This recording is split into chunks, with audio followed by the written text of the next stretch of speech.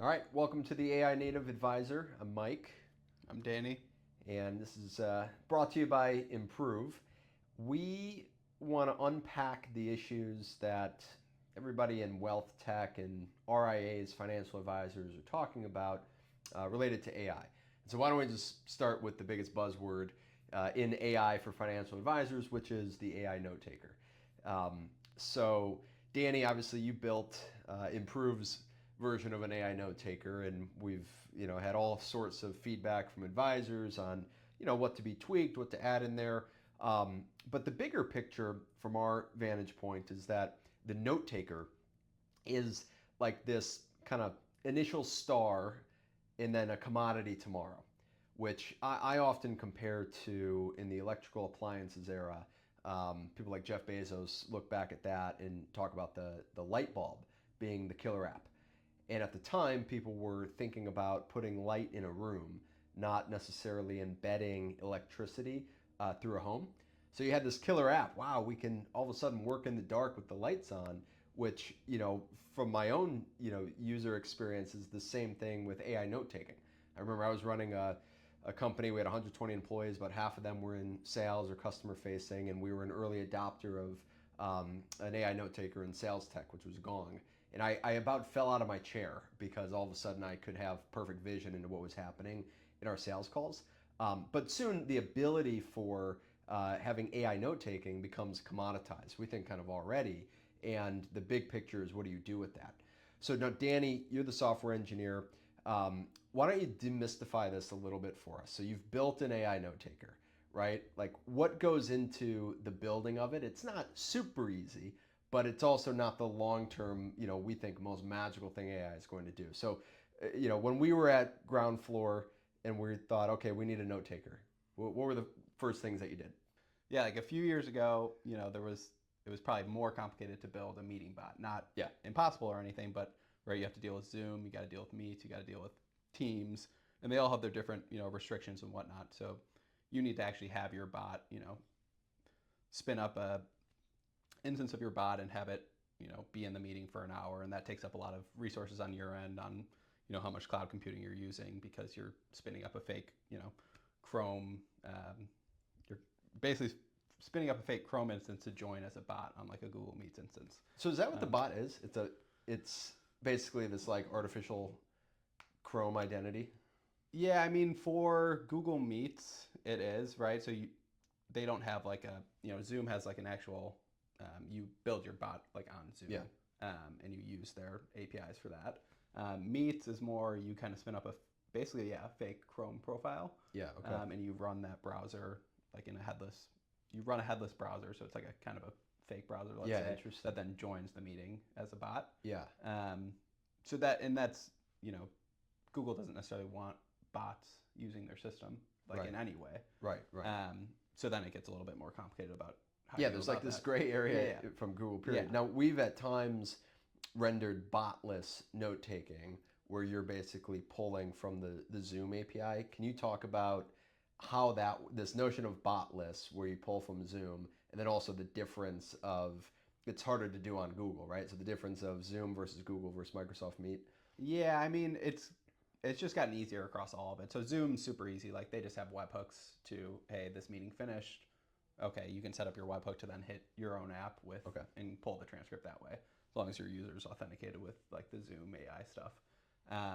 Meets doesn't have it as easy, but as long as your user has the note taking on and then storing it in their Google Drive, you can get access to that, get the transcript that way. Got it. So the point is, all of this has gotten like easier, I guess, over the last couple of years, and then Yep. there's even companies now that basically have their own meeting bot as an API. Yeah. Okay. So like Recall AI, they do meeting bots, and you can just plug into them and pay them to basically have a bot for you.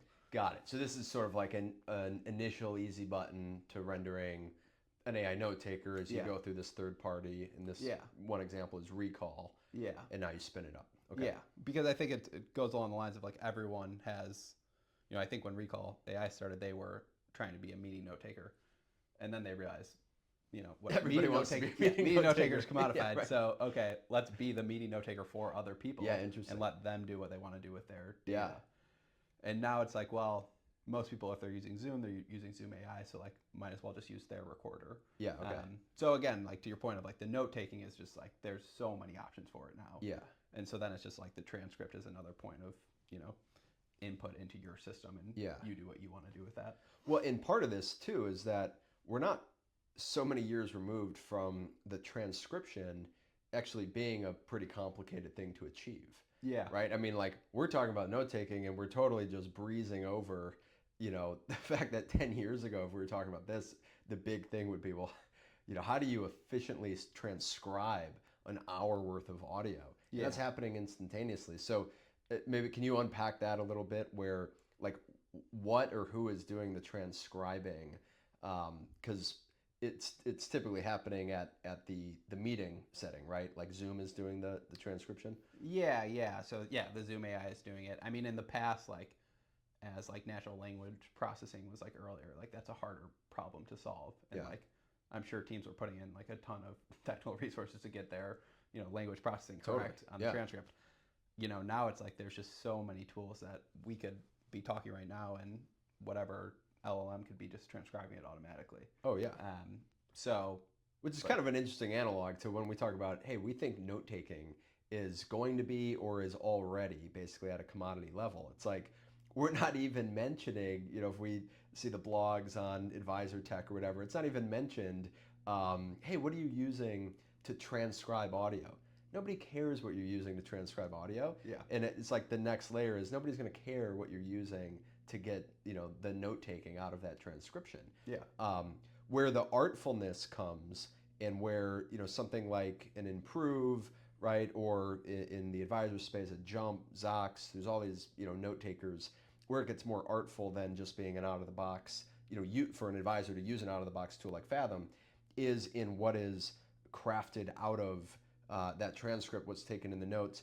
And that there's a lot of nuance to that. We get countless feedback points from advisors of, oh, actually, we need to be careful about certain numbers that come out, certain questions that come out. We want to make sure we get it right, and then present it to them in a useful way. So maybe can you take us through like, all right, the note taking occurs, but now you're in the code base and you're trying to figure out, all right, I want to make sure that I don't know a certain thing comes out that might be trickier to parse out, some might be easier. Like, what are some of the thought processes you've had to go through in crafting a note taker to advisors? Yeah, I mean, I think with a transcript, any body of text now, any LLM is going to be able to parse out whatever you want from it super easily. Yeah. So it's like, I mean, I think the artfulness of it is like, all right, one, how fast do you want the processing to happen? Because you can, I don't know, you could have 30 different prompts going and using the best thinking models to get the best information. Maybe that won't be done for 20 minutes and it'll cost you $5 a transcript. Yeah. Or you can kind of be more like, okay, this is like a super easy thing I want to parse out. Let's use a quick cheat model for that. This is more of like, okay, I want to take this transcript and maybe think about, all right, if you're an advisor, what would you want to do next with it and be thoughtful about it? Then you kind of want a better like thinking model to take its time on that. All right, so let's unpack that because that's not totally intuitive, I think, to everybody. You take somebody who's not coming from a technical background or working with AI. You just mentioned two things: a thinking model. Maybe let's unpack and define that, but then also a simple task. So, whatever you want the AI to identify when somebody's birthday was, if it was mentioned, right? Maybe that's a simple task, but then something more complicated. You are behind the scenes coding this system to, in some cases, use a basic large language model to parse something out. In some cases, a thinking model or a more complex one. So what's actually happening behind the scenes? Like how do you plug into both of those, and where do you like direct it to one thing versus the other? Well, I mean, these are all like, let's take OpenAI for example. They have their chat models, so like the 4.0 versus their thinking models, like 0.3. Yeah, so you go on ChatGPT and it prompts me, which model do I want to use? So if you do that, the basic chat model is like the 4.0, let's say. Yep. And that's just going to come back quicker without doing like more internal reasoning. Okay. Whereas if you use like 0.3 or 0.4, whatever, it's going to take its time and kind of do a little bit more chain of reasoning. Like, all right, what are they actually asking? Let's break it down a little bit. let's see what I need to get for this, what I need to retrieve for this answer. Um, is that relevant? Am I complete? Should I keep going and looking up more information? Yeah. So that's just a process that takes, like, the chain of reasoning can take, Yeah. 10 seconds, let's say. Yeah. And then you get more into, like, you know, more, I guess, agentic, like, research stuff. So, still using more of a thinking model, Yeah. but then a longer kind of chain of reasoning of, like, really breaking up, all right, the user asked this, what's their intent behind that? What are the subqueries that are important about that? All right, let's start doing some research on the web about pulling in sources. Yeah. Is this source relevant? Okay, it is, but it actually makes me want to ask another question based off of that. And these models then, are going for, maybe 10 minutes, let's say, before they get the right answer. Got it. And that's kind of like the, I guess, agentic framework of a lot of AI agents. And depending on what you're asking any one of these models to do, there's a different cost. Yeah. Right? So that's, as any of these platforms scale over time, part of the equation is figuring out, hey, okay, you ideally want to use the more basic model for basic tasks, right? Because the cost of operating that will be lower. You're willing to do a more complicated ask of the AI for something more complicated, but over time, like right now, we're just seeing basic pricing models, right? But in theory, over time, it's like the user doesn't really realize, okay, they might be, rendering some higher cost with a certain request, and so, it's possible we start seeing usage-based pricing in some of these tools. Yeah, for sure. Who knows? We haven't gone there, but yeah, for sure. I mean, if you look at like, I look at kind of the AI coding tools as somewhat of the forefront of, like, AI agentic tools.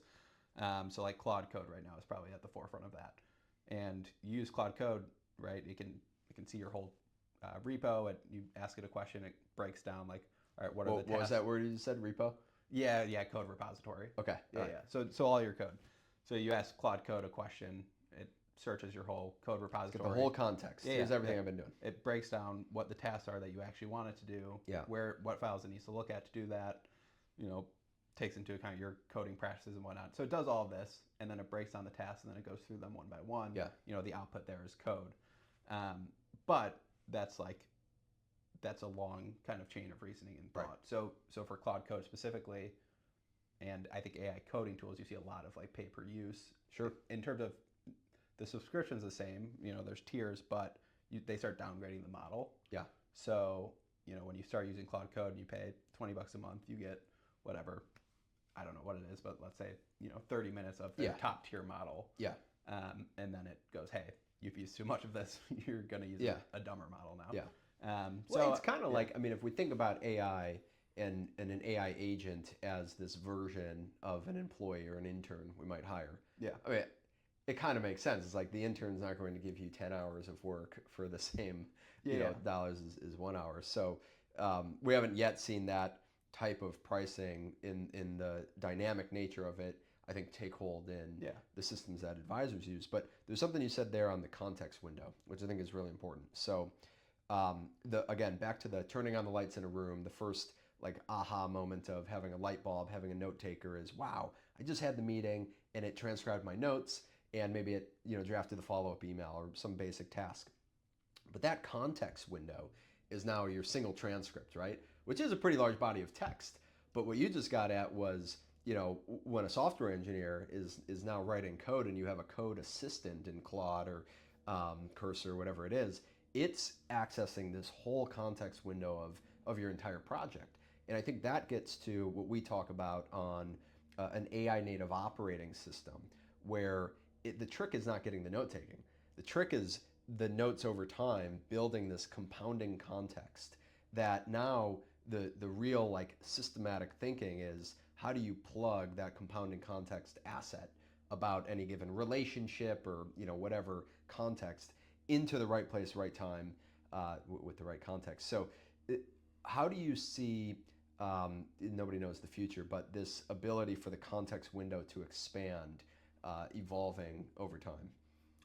Yeah, I mean, so I guess there's two parts. There's, like, the actual context window in a prompt. So, a single prompt, you're talking to GPT, you can paste in whatever, 1,000 lines of text, and it can it can take all that in the prompt. Okay. And basically view all of that. Yep. In that question. Then there's like, okay, you have a whole system that you want to reference. Yep. You're not sending that all into a specific prompt in the context window, but Yep. you want the relevant context in there. Okay.